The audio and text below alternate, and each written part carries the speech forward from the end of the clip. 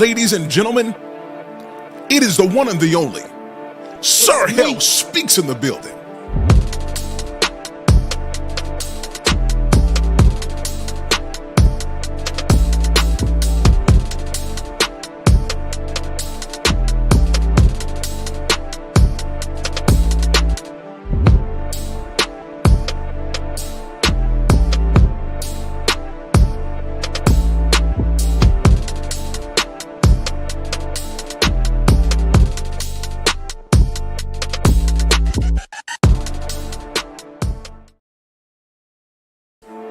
Ladies and gentlemen, it is the one and the only SIR HALE speaks in the building.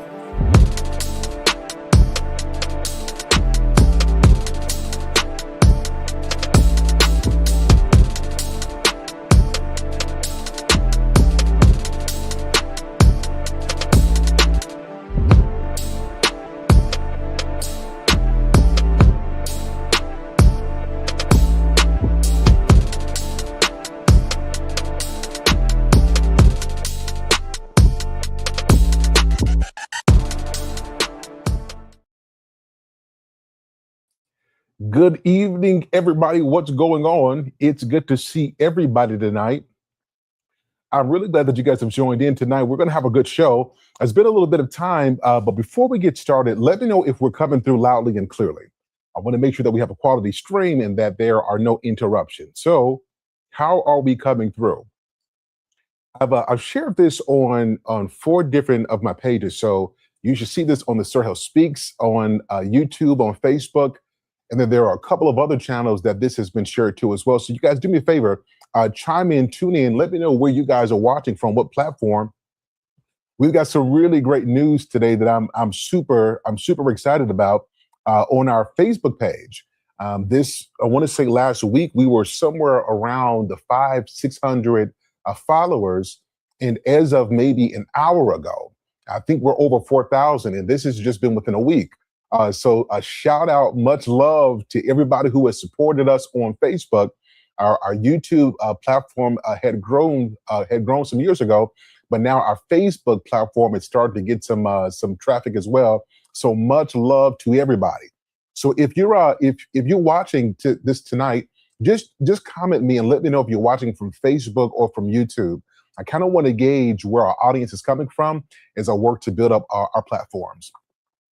All right, well, listen, guys, we're in for a great show tonight, and I need to say this because this show has been booked for months now, and I'm absolutely extremely ridiculous. I must say I allowed my schedule to dictate me getting online, and so what I've done to mitigate this so that there are no excuses, I built a studio right here in our room.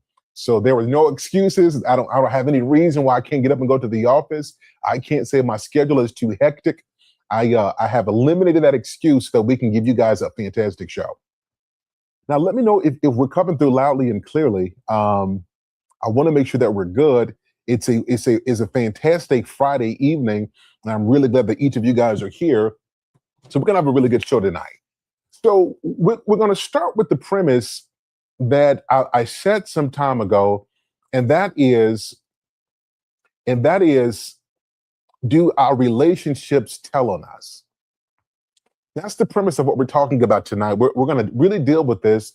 And I've taken some time off. You guys know I've been in my studies. I restart my master's program next month.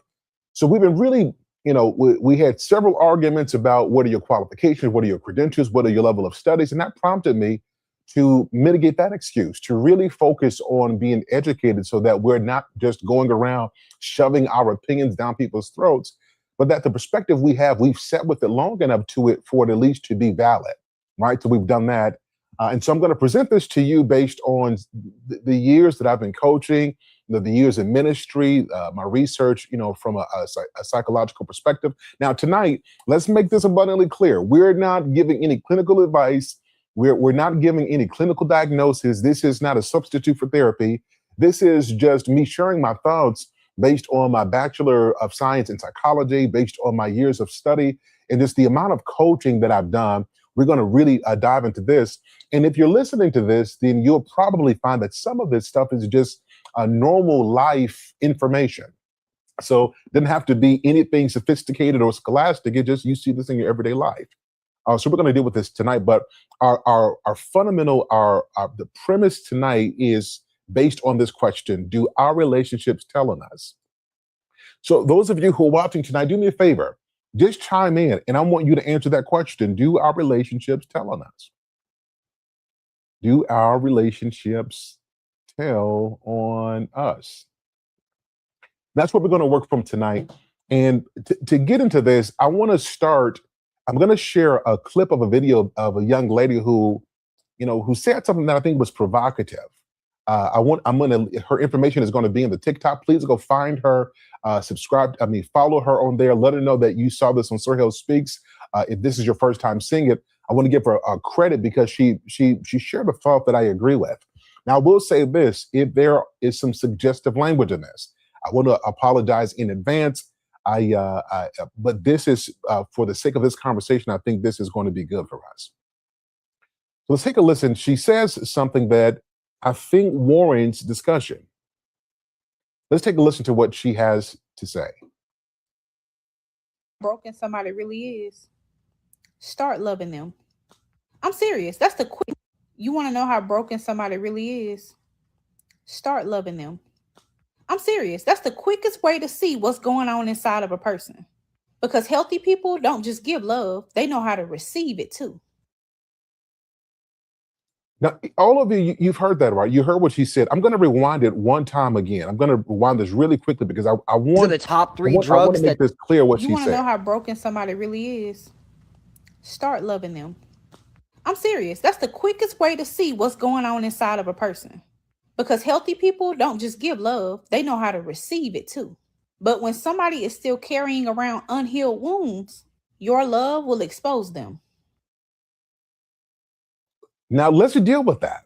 And good to see you, A Tribe Called Harris. It's good to see you tonight. Glad that you're here. I think that what she said, now we could say, have our opinions, but based on my research, based on my lived experience, what she said is absolutely valid. There is some truth to this. You ever hear somebody complain about they're in a relationship and no matter what they do, it's never enough, it's not good enough.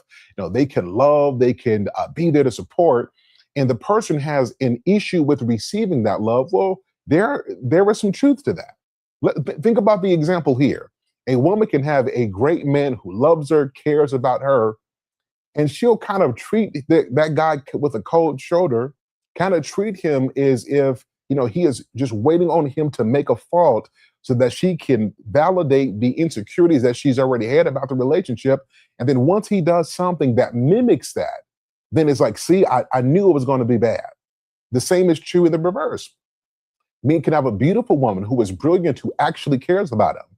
But if he hasn't healed, no matter what she does, he is receiving what she does with a level of suspicion. And this begs the question. This brings us back to the topic. Do our relationships tell on us? This is why you'll notice that healthy people cannot be in a toxic relationships. Conversely, toxic people won't be happy in a healthy relationship because we bring our experience to it. But listen, I want to play some more of this so that we can really get some more context, because this is going to be fundamental for what we talk about. They'll question your intentions. They'll push you away. They'll think every kind gesture has a hidden motive. They'll sabotage the relationship before it even gets a chance to grow because they're trying to protect themselves from getting hurt again. Oh, wait, and here's the hard part. It doesn't always mean they don't love you. Sometimes it means they've never experienced love that feels safe. The way somebody receives love will tell you everything you need to know about the healing that they still need to do. Now let's deal with that. I want us to really deal with that. It is not just about you giving love, it is the ability to actually receive that love. For those of you who are watching, let me just ask you a personal question. Do you struggle with receiving love? Have you been hurt to the degree where you receive love with some suspicion, kind of just waiting on something to go wrong, waiting for the person to hurt you? If so, we're going to deal with that tonight, and we're going to do so in a way that is considerate, that is caring. We're not trying to beat anybody down, but I do want to see relationships get better. In order to do that, we've got to deal with some important things tonight. Okay, let's play a little bit more. We're almost done. You can't love the trauma out of somebody. You can't convince someone that they're worthy if they don't believe it themselves. Love can reveal what's broken, but only they can choose to heal it. So stop taking every reaction personally. Sometimes you're not fighting against their feelings for you. You're fighting against everything that happened to them before you came into their life. Now, again, I'm going to repeat that what she said is absolutely brilliant. Sometimes you are trying to love somebody who hasn't dealt with their own issues. And there is this myth. I don't know where it has come from. I don't know who started it, but this person needs to be arrested because there's this idea that you can fix someone, that you being a great woman, you being a great man, it is sufficient to fix years of trauma that hasn't been addressed. And that if you're just kind enough, and if you are just considerate enough, and you make them feel good about themselves, that this will be sufficient to change them. And I want to save you from years of depression and stress and intense therapy sessions. You can't fix anybody. Okay? Can we agree on that point? You can't fix anybody. You can be somebody's support system. You can assist them. You can love them. You can show empathy to them, but it is not your task to fix anyone. That is their job. Because if you're responsible for fixing them, you're going to be responsible for maintaining that fixedness. And that's too much weight for anybody to carry. Okay, so we've got that. We've heard this. Now, let me bring to the stage what we're going to be talking about. And this is what we're really going to be dealing with tonight, because I want to leave you with something that is going to cause you to think and to really think through your relationships, not just romantic, not just friendships, but every relationship that has influenced the person you've become today. I want us to deal with this because I'm seeing a culture of people who simply cannot relate to each other anymore. Men are having a difficult time relating to men. Men are having a difficult time relating to women. And then families are breaking down. You guys have seen and witnessed the level of brokenness that families are experiencing, where people are just completely going no contact. And they're not going contact only because something has gone wrong. A lot of people are going no contact because when we try to have deep conversations to resolve traumas and to resolve issues, it is met with a level of resistance and in some cases hostility. And it forces the person who has exhausted themselves from trying to fix it, they have to resolve it themselves that is not going to change. And then they have to go take care of their mental health so that the issue that they're having on one level doesn't affect their family, their spouses, and their children. So we're going to deal with that tonight. Okay, guys, are we ready to jump into this tonight? So again, our premise today is, our question is, most people are broken. And the question that we have is, do our relationships tell on us? Okay. A Trap Card Harris says, love up on your person and see how they respond. Absolutely. And he answers the question and says, yes, they do. Relationships are mirrors. Absolutely. So let's dig into this. So the points that we're going to address tonight, that we're going to deal with, is going to be straightforward. We're going to deal with the reality of childhood neglect. We're going to deal with the exposure to narcissism at an early age and what that does to you in your adulthood. We're going to tackle low self-esteem. We're going to deal with materialism. And then we're going to conclude this with a reflection and a call to action so that we can actually change. Von Eric, it's good to see you. Glad that you're here tonight. Okay, so here's something. So what I'm sharing with you guys tonight is stuff that you guys can look online. You guys can do your research. You guys can see this. We've talked about this ad nauseum, but it cannot be understated how childhood neglect, the significance it plays as you develop into your adulthood. And I bring this up because I think so often a lot of people romanticize their childhoods and believe that just because they survived their childhood, that them adapting to neglect equates to strength that is healthy. And the reality is that it's not the case. When you are exposed to childhood neglect, and I want to help explain what this is. Childhood neglect is, you think about childhood, ABUSC. You think about what that is.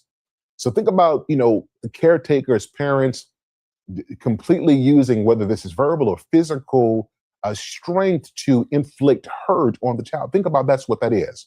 Well, the inverse to that is neglect.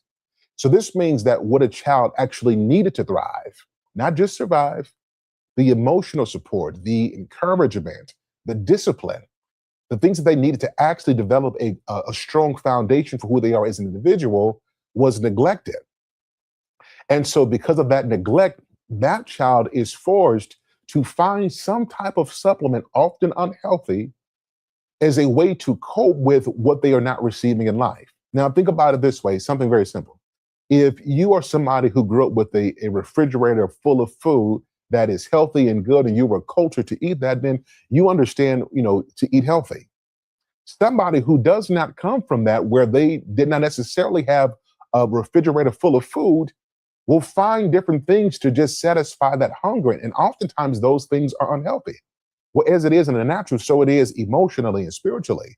When you are neglected, and the truth is, and I say this with a degree of sympathy and empathy, I say this with real care.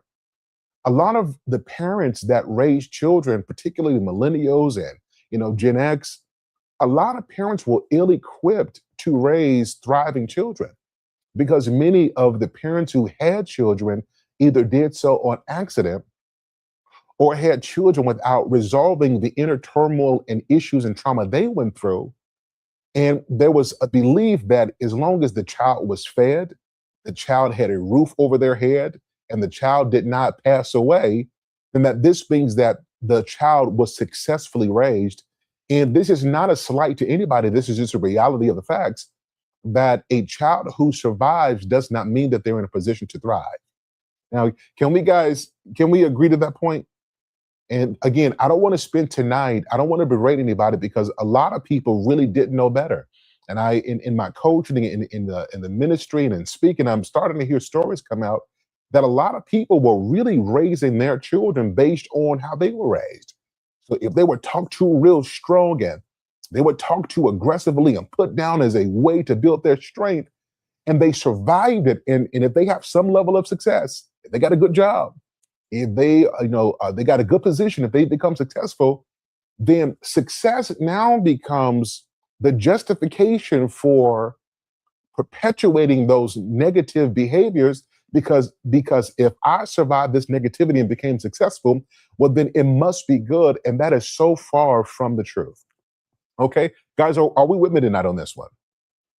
So this is why we're spending time dealing with childhood neglect, because those who deal with this are at a significant disadvantage and are more prone to feelings like anxiety and depression.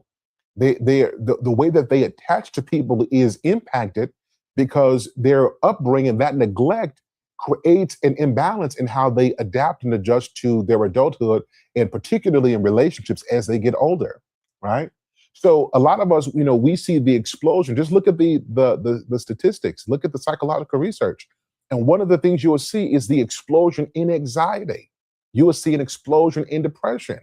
And so I think that this kind of topic is necessary, because it puts into focus that our kids are not just crazy. They're not just bad. A lot of our children are the manifestation of neglect that our parents and their parents felt. And so tonight is an opportunity for us to address that and to break it. Okay. Okay, we got it. So we're moving along. So we've got childhood neglect. We've got the idea that childhood neglect, not having your emotional needs met, you not having the things that you need to thrive as a child. And I'm not talking about just being praised. I am also talking about discipline.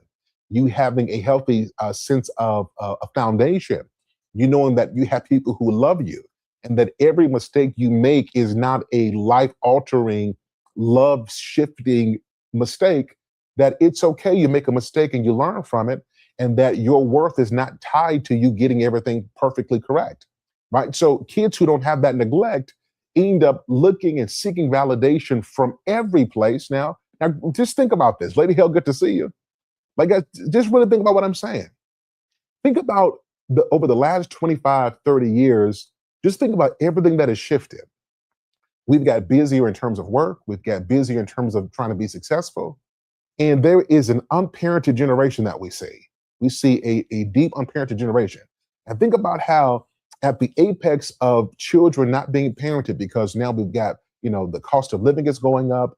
We've gone through recessions. We've gone through, scares in terms of, industry. We've seen technological revolution. We've seen AI take over things. We went through a pandemic. All these things have happened and culminated to where we have to be so busy as adults and parents just to survive and take care of our children that we don't have the household structure to make sure that they're getting the attention that they need. So we're not passing down morals. We're not passing down ethics and values. We're not doing that because we don't have time to. And then guess what's there as the supplement? That good old social media. So social media now gives us the ability to create content and to shape our perspectives. And it gives us all these wonderful tools to shape how we want to present ourselves to the world. If you are overweight, you can look skinny. If you are unattractive, you can look beautiful. If you're not that educated, you can sound sophisticated, because now social media has created this avenue where you can bypass the actual steps of development and look like something that your upbringing didn't prepare you to be. Right? That childhood neglect is an attention-seeking wound that we trade. Since we didn't get the likes and the validation from our parents, we get some version of that from likes from strangers who we don't know. And because we don't have that foundation, any criticism is a wound to us. So we just block them. We just dislike that. We just talk about them. And we only listen to people who give us the kind of praise that we want because we didn't have that upbringing. Can everybody see how the interplay between these things? When you don't have parenting, you don't have that structure and upbringing, social media becomes the medium you use to project a version of yourself that you wish to be, bypassing the actual work that needs to be done to be that in real life. Okay, everybody, are we clear on this?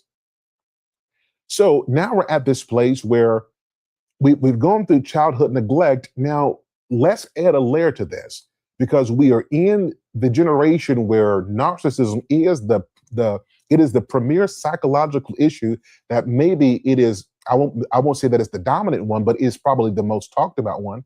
It is narcissism. Now, I want to pause here and talk about this, because so often the concept of, that's a narcissist is thrown out without understanding the psychological research and the basis from which this emerges. So if you have experienced narcissistic abuse and you are recovering from that, you have a perspective. If you are somebody who has seen somebody go through narcissistic abuse, but haven't been exposed to the literature or been exposed to it in your own life, then you don't believe that little sweet Susan is a narcissist. You can't believe that brother Billy Bob is a raging narcissist, because the manifestations are so absurd. It is hard to believe that somebody so sweet. They're old. They're 60. You know what I mean? They're 40 something and they go to church. These are politicians. She's a nurse.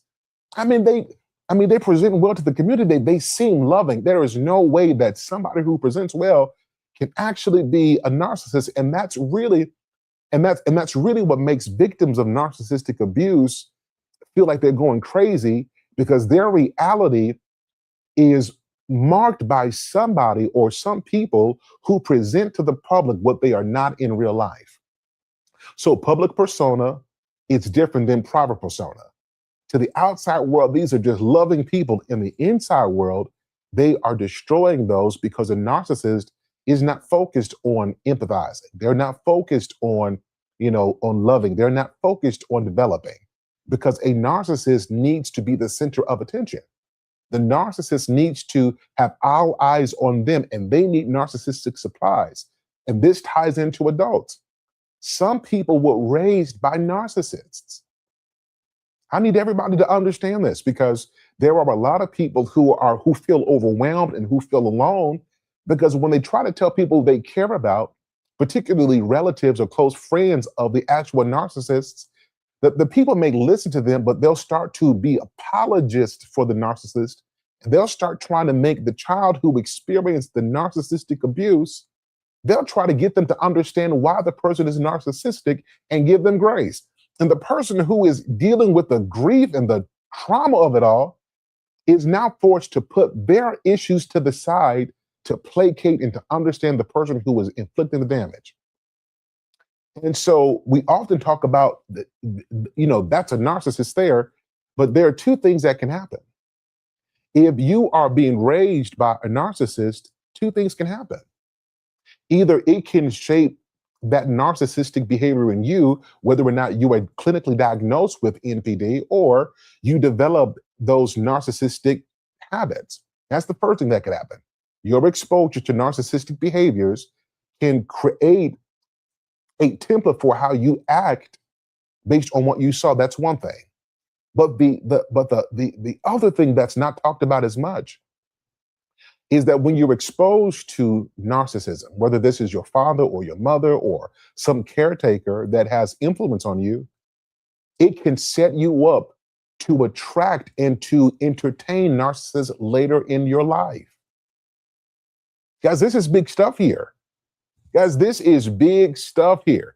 Everybody is like, you picked wrong in your relationship. How did you end up with a narcissist? You knew better. When you are cultured to accept something as a child, the only way to break that is when you are exposed to something new for long enough that gives you a perspective on the unhealthy lifestyle you've been living. So it's not enough to say, well, you picked wrong. Well, what made me pick that way? It is what I've been exposed to. So if a young man or young woman has been exposed to a narcissistic father or mother, they've created a tolerance for that. And though they've likely developed the need to be people pleasers, they develop the need to go over and beyond and neglect themselves just to prove their loyalty to somebody else. And those are types of traits that narcissists love. If you're willing to abandon you to love me, well, heck, this is guaranteed narcissistic supply. And childhood neglect, narcissism, you guys see how this stuff builds on it? The root of all of these negative things stems from, childhood neglect, not getting what you need. You end up having to become broken in life and be exposed to such deleterious experiences until one moment in your life makes you have a wake-up call, and it stems from childhood. Now, I'm not blaming everything on childhood. I'm simply making the argument that a lot of the things that show up in our adulthood are things that we did not address in our childhood. Okay? Moving forward with this, so we've got this, do our relationships mirror us? So we've talked about childhood neglect. And we've talked about exposure to narcissism and how that creates an attraction to narcissists. You find yourself repeating in your relationships the things that you saw in your early experiences without questioning whether or not it is healthy until something hits you. So we've got that. The next one is childhood neglect, exposure to narcissism, and this creates or exposes low self-esteem. And low self-esteem is often one of those things that are misconstrued because we often think that low self-esteem shows up in somebody looking disheveled, somebody walking with their head down and talking, with a low register in their voice. Their appearance is down. And sometimes I'll say this term, and it may not be a clinical one, but you'll understand when I say this. You can be a high functioning person with low self-esteem, right? You can present because you've learned how to adapt to the work environment. You've learned how to be in a relationship, or if you are part of a church or some other religious organization, you figured it out how to just adapt to get along. But when you have low self-esteem, you can be high functioning, but the low quality relationships say more about you than a high paid position, because your relationship is the ultimate mirror of how you think about yourself. Everybody turn this up. I'm going to clip this one and I'm going to spend some time on this for the next week. I can tell you what you think of yourself by observing who you are in relationships with. Run that back. Say it one more time. I can tell you precisely what you think about yourself. I don't need to look at your car. I don't need to look at your bank account. I don't need to see where you live. I don't need to know your zip code. I don't need to know any of those things. I can tell you what you think of yourself about what you're willing to accept and tolerate. Because what you're willing to accept and tolerate speaks to who you think you are. Now, of course, this can go either way. Some people can think that they're more than what they really are, and some people can think that they're not as much as they actually are. Regardless to the polarity of it all, I can look at your relationships, who you are willing to date, who you are willing to say I do to, who you're willing to stay with. I can look at your relationships and tell you what you think about yourself, because every relationship that we accept is a mirror. It is a window into how we see ourselves. A high quality man can't help but find a high quality woman. Anything other than that, it won't work. A high quality woman has to be with a high quality man. Anything other than that won't work. Anytime you see people in relationships who complain about what they're in without making any adjustments, is somebody who cannot have high self-esteem. Because somebody who has high self-esteem will have high functioning behaviors, will have high aptitude decisions, because they have to reconcile their self-esteem with their reality. And anything that deviates from who they are as a person creates this cognitive dissonance that they simply can't live with. So they have to create healthy relationships. This is why you see certain people, go in no contact with negative, toxic families, because they have come to the conclusion that I can't reconcile this toxicity with the person that I am becoming. So this is not going to work. I'm going to have to find, shout out to a Tribe Called Harris, I'm going to have to build my own tribe. I'm going to have to build my own community. I'm going to have to find my own people, because we can't coexist for a long time with people who don't mirror, who don't understand what we are, who are not a compliment to us. It is only a matter of time before that relationship disintegrates. Okay? I can tell you what you think of you by observing your relationships. Okay? This is big, everybody. This is huge. And so low self-esteem shows up in areas. I was good to see you, Bravo with Sheila Network. Good to see you tonight. Glad that you're here. So low self-esteem, it is developed in childhood, but it shows up in adulthood. And so you see people who are always over-explaining themselves, people who are always over-apologizing. They get something, it's not even wrong, but they're used to apologizing, right? They assume that there's going to be conflict, so they just start a fight, right? Instead of them receiving love, they're always in the mode of validating that love is actually real, right? In moments where they need to speak up about certain things, they are silent about certain things. Now, let me pause here and say this. I know this firsthand because I too was a young man who had low self-esteem. I will be the first to admit my self-esteem was low all through my teenage years and all through my 20s. I had low self-esteem, but because I was gifted and I spoke well, and I've always been a brainiac, I've always been somebody who loved books, I was able to mask that low self-esteem by having a polished presentation. But if you notice, in critical moments in life, I couldn't say no to certain people. I was unable to have healthy boundaries. I was not necessarily able to speak truth to power when I thought that it would create a conflict that might shake the foundation of our relationship. And somebody with low self-esteem will allow themselves to be silent in moments where they need to speak up. It was until I got into my 30s and I really thought about, what message am I sending my sons and my daughters? What message am I sending to those who watch me, who tune into SIR HALE Speaks, to the people that I go around speaking to our church? What am I presenting? And once I really realized that I am presenting, I'm a representation of somebody who is afraid to be himself, I cannot empower people living afraid. And so it taught me how to address, it forced me to address the things that were said, you're stupid, because, the last grade that you actually completed was the second grade. And, you were homeschooled, for the third grade. And then after all of that, you didn't graduate anything. There's no certificate, and you got a GED, and you started off poor, you were homeless, and you got it wrong in life. All of those things created a dissonance in me that made me feel like everybody around me saw me how I was thinking of myself. And that low self-esteem made me take stuff I would never take. It made me silent on things that I told other people to speak up about. It made me believe that I deserved the bare minimum and that people who came into my life should get the very best of me because I don't deserve them. And if you ever see somebody in a relationship, you could tell that this is off.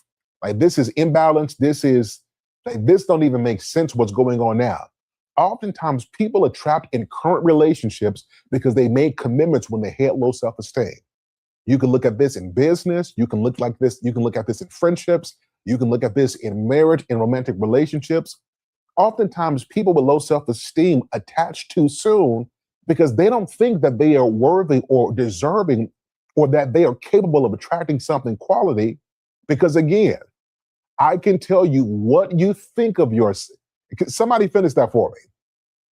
I can tell you what you think of yourself by looking at your relationships. What do you think about yourself? Who you think you are? What you think you deserve? I can see that through the relationships you accept and by what you tolerate.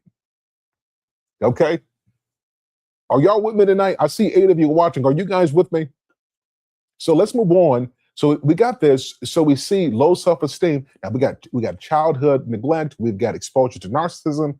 We've got now the onset in the reality of low self-esteem, and some of the most beautiful people, some of the most intelligent people, some of the people who have the greatest talents have low self-esteem.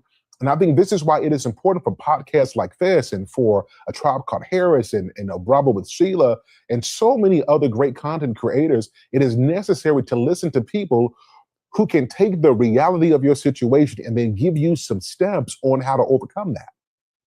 Like, I'm on here and I recognize that I've never done a good job of letting people know that I can speak at this level because I've been there too.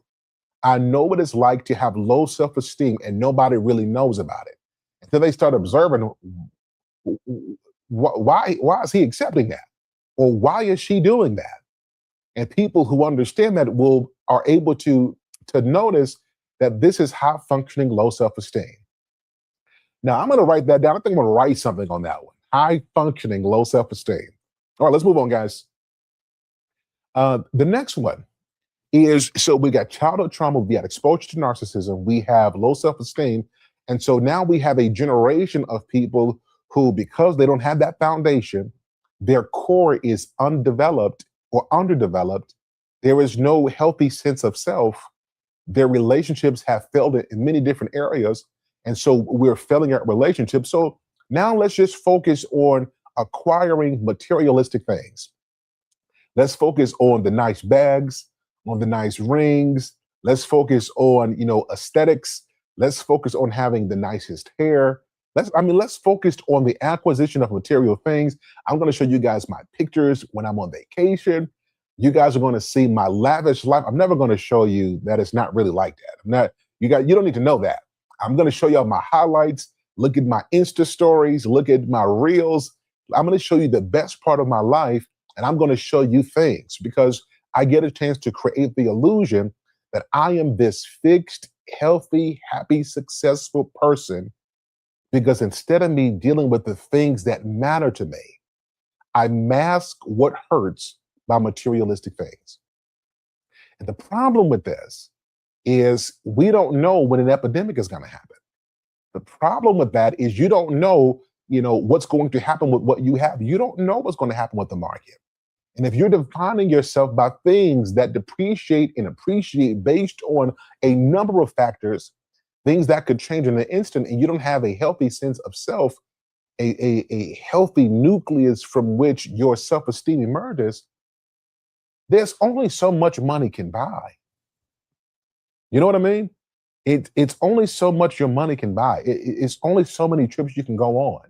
It's only so many cars you can drive. It's only so many shoes you can buy. It's only so many watches you can afford.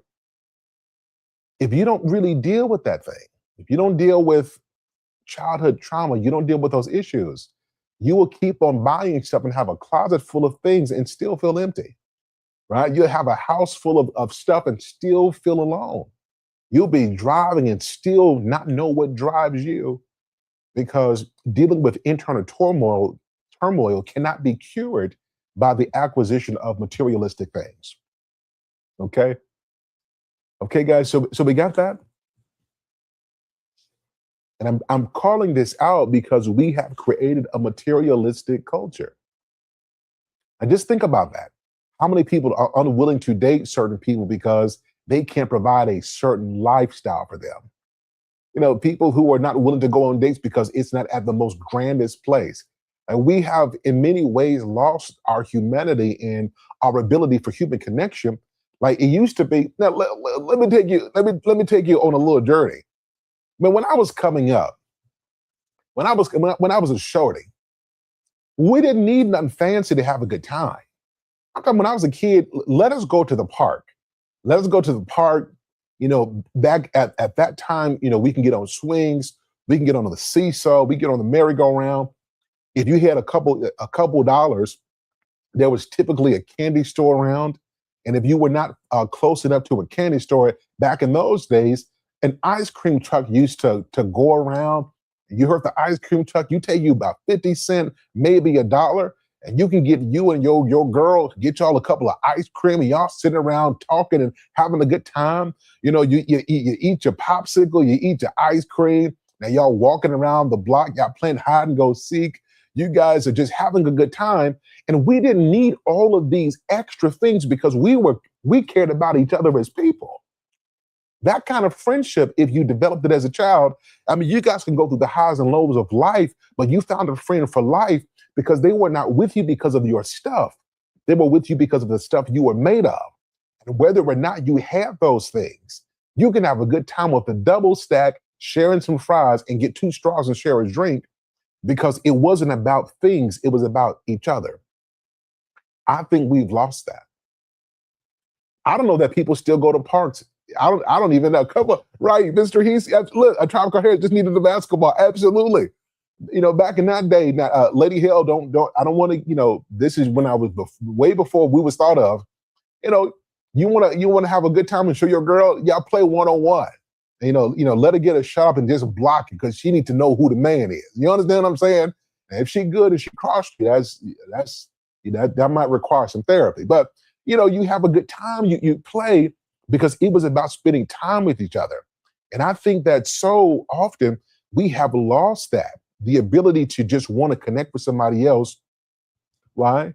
It is because we are materialistic. We're materialistic. You know what I mean? And Lady Hale, I think you know about the basketball. If you think about Duncanville's First Baptist Church, I'm pretty sure I beat you in 1-on-1. I think it was 21-0. But I mean, that's a different story. We can have the discussion at some other time offline, right? So everybody, is just making sense what I'm saying? So if we value ourselves based on materialistic things, then this is why we put a demand on people to give us more materials. Because again, our relationships are mirrors. And however you feel about yourself, you expect the person who is coming into your life to validate that, whether it is healthy or not. In this case, if you're defining yourself by materialistic things, you're in for a rude awakening. The cars depreciate. Homes depreciate depending on the market. If you don't have a healthy sense of self, nothing you can buy is going to fix that. Okay? At least 7 points. At least 7 points. No, she did. You know what? To that point, Lady Help, Michael Jordan, he wants to say something about that point you made. Stop it. Get some help. So I didn't want to say that our special announcement came in. There was definitely not 7 points, but we'll have that conversation a little bit later. We'll have a discussion. We'll have it a little bit later. But everybody got what I'm saying on this materialistic thing. And so that's so we'll address that. So let's moving forward. All right. So now here is the challenge to all of us. Everybody who is watching this, whether you are on Facebook, this is YouTube, if you are watching this in some upcoming class that I'll have, this is for all of us. Whether you've gone through childhood trauma, whether you have been exposed to narcissism, whether you have had high functioning low self-esteem, whatever you have gone through, whether you are trying to define yourself by materialistic things, the only way to break these things is these points here. You have to be able to reflect. This is what therapy is for. This is what your faith is for. As a matter of fact, if you're religious, repentance hinges on your ability to self-reflect. In order to break any habit, in order to grow in any area, you have to be able to reflect. That means taking the risk of being ashamed for a moment, of feeling guilty for a moment, but allowing yourself to also receive grace, to allow yourself to feel all the feelings, because this is necessary in order to grow. In order to self-reflect, you have to be willing to go back and feel all the feelings. Think about where we've gotten it wrong at and what caused us to get there without blaming anybody. Being patient with yourself, because you cannot fix something if you're unwilling to look at what needs to be fixed. And in order to do that, it requires the courage to self-reflect. The second thing to this, after you reflect, you can't stay there, because if you stay there too long, then this can move you into unhealthy loathing. You find yourself, woe is me, and my life is so terrible, and everything is horrible, everybody is wrong, and woe is me. And that's not what we're trying to get to. Self-reflection sets you up for growth, right? It sets you up, so let's say you grew up and you didn't see healthy relationships, you didn't see healthy communication. So you always ready to argue. Every time there's a conflict, every time there's an issue, ladies, if your man is talking to you, you're gonna give him the eyes because you really don't like what he's saying. You don't like what's going on. Men, if your woman is talking and it gets heated, you ready to go toe to toe with her because you can't believe what she is saying, right? So if you didn't grow up seeing healthy dynamics, healthy patterns, then you have to have some self-reflection and ask yourself this question. Is the way that I'm communicating creating the outcomes that I'm going for? When did I have my last successful conversation?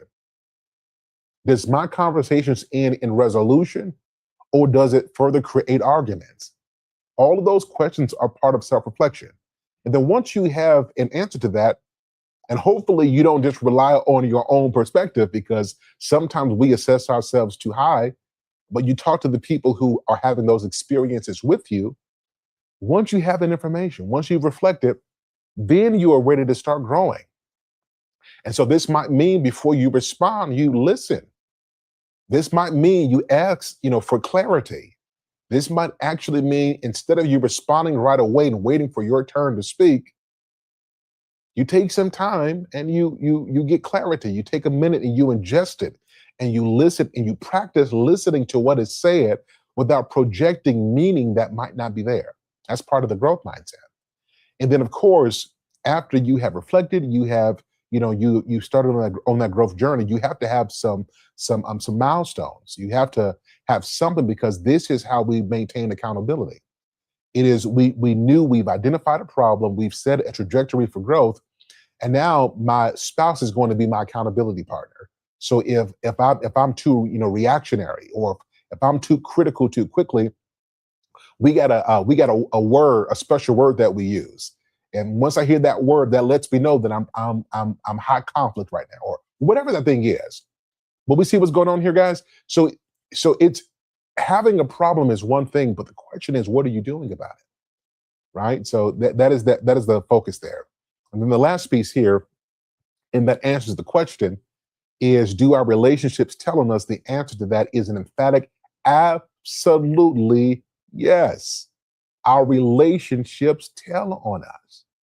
Right? Everybody's relationship, our relationship track record is our resume for who we think we are. Right? What you're attracted to. When I hear people talk about this is my type of person and I'm going for my type, we say type like this is something that can't be changed, or if it's by default healthy. And sometimes our types are not good for us. So, yes, our relationships tell on us, and it really gives us a compass for what we need to work on. Your relationships would tell you if you have low self esteem.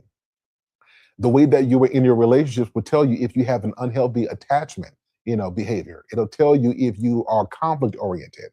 Your relationships tell on you if you're willing to listen and if you're willing to look.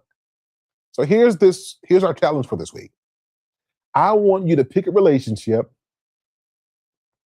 and I want you to be critical about your interactions, and I want you to ask, what is this reaction actually about? But before there was an issue, before you get angry, before you storm up, before you shut down, instead of you projecting a problem onto your spouse, instead of you projecting a problem onto your children, I want you to take an assessment of you and ask yourself, where does this feeling come from? What's really going on? And I think that's how we're going to get better. Okay, guys, that is my presentation for today. Guys, what did you think about this tonight? I think what I'll do, I think what we'll do really quickly is I'm going to drop the link really quickly because I want to provide an opportunity for anybody who has questions or perspective to add it to tonight's show. And then we'll conclude the show after this. But I hope you guys got something out of it.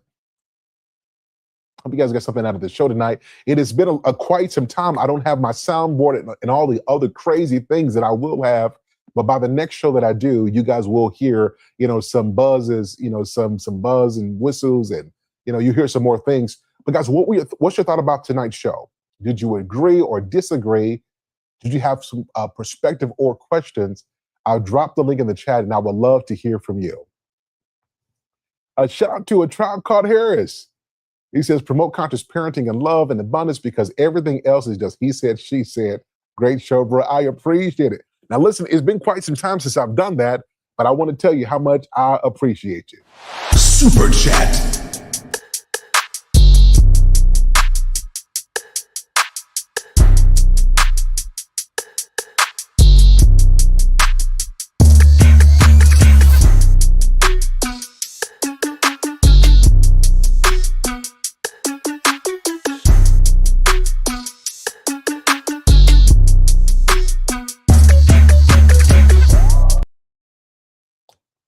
Let me run that back.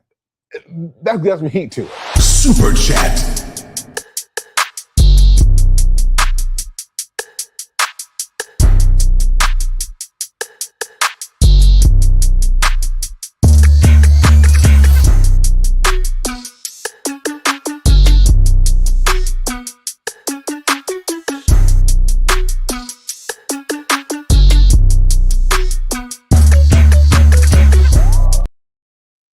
Mr. He said, A Tribe Called Harris. Miss She said, I love y'all. I appreciate you. Thank you so much. I really appreciate it tonight. You guys are our show's sponsor. And I'm going to be reaching out to you as well. I've got a something that I'm planning on doing that I really would love your help on. As a matter of fact, let me show you guys something really quickly. Now, I got to be careful with Facebook because everybody be trying to be sexy online. So stuff be popping up and y'all will be thinking, pastor ain't got no integrity. I do. People be different. So let me show everybody something really quickly. Let me remove this. Let me remove that. I'm going to share my screen really quickly. Take a look at this, y'all. So I am super appreciative because literally last week, I had about, I think maybe 700 followers on Facebook. And this is my brand page, right? So this is the SIR HALE Speaks Facebook page. I had about 700, 800 followers. Can you guys see the number it is today? Today we hit, and the numbers are still climbing. Today we hit 4.3 thousand followers on Facebook. Now that may be small to you. I know that may be small to you, but I have never, none of my brand pages, none of the things that I've done, I've been able to grow to over 1,000. And with that consistency and really putting out the message and being unafraid and unapologetic to put the message out, people has literally been connecting, and I'm super excited. I'm grateful for it. All kind of things are happening. So you guys are going to see a book come out. You guys are going to see my website updated, but the number is still growing. Earlier today, I said this to Lady Hill. I showed her that we were at like 3.5 thousand. That was about a couple hours ago. Now we're at 4.3, so we're still growing. And so while this wave is going on, I've called some friends. I'm going to be promoting their books. I'm going to be promoting their products, because I believe that when you are doing good and you are going up, you got to bring other people up as well. All right. With that being said, A Tribe Called Harris, since you're on the line, I wanted to say this as well. I got this idea that I want to run with about promoting accountability. Now, this is inspired by you guys promoting conscious parenting, promoting love and abundance. That word promote is a big word. And so I want to promote accountability. And so I'm going to be doing something interesting starting next week that I would love for us to collaborate on. So I'm going to be reaching out to that, because we can't promote it without A Tribe Called Harris. So I've been reaching out to you guys on that one. But again, I want to thank you so much for the love that you have shown tonight. I truly appreciate you. We have a caller who is in. I'm going to bring her up for a few seconds. We're going to have a good time, and we'll see what's going on now. Lady Hale, what is going on? Hey, what's up, Sir Hale? Thank you so much for having me on your show today. I just wanted to come up here and just say to keep on doing what you're doing, because that was very powerful when you began to talk about how you can be a high functioning person who deals with low self-esteem. And it's so many adults, like grown people my age and even older and younger, who actually deal with that. And to bring that type of awareness to the internet and to YouTube and Facebook and all of those places, that is phenomenal. I know you're going to be changing lives, and I did wanted to say, because I did want to say that because that was beautiful, but I also wanted to say I had at least 7 points. So tell the story right.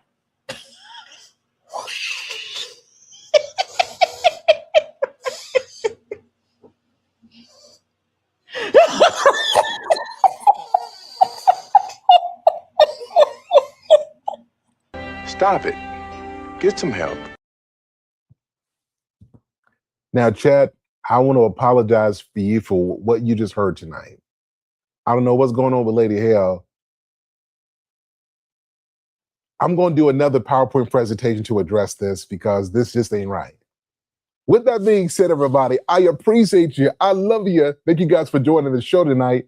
It has been real. If you guys enjoyed the show, please do me a favor. I've got to build my audience back up again. It's going to take me some time, but every like, every comment, every share means something. So my next milestone for YouTube is 100K subscribers. So every heart, all the love that you showed means a whole lot. So guys, I appreciate you. Thank you so much. Sir Hale loves you. I appreciate you. Until next time, I'll talk with you guys again soon. Have a fantastic night. Have a fantastic night, y'all. I'll talk with you soon, and we'll see you guys a little bit later. Have a good night. Ladies and gentlemen, it is the one and the only SIR HALE Speaks in the building.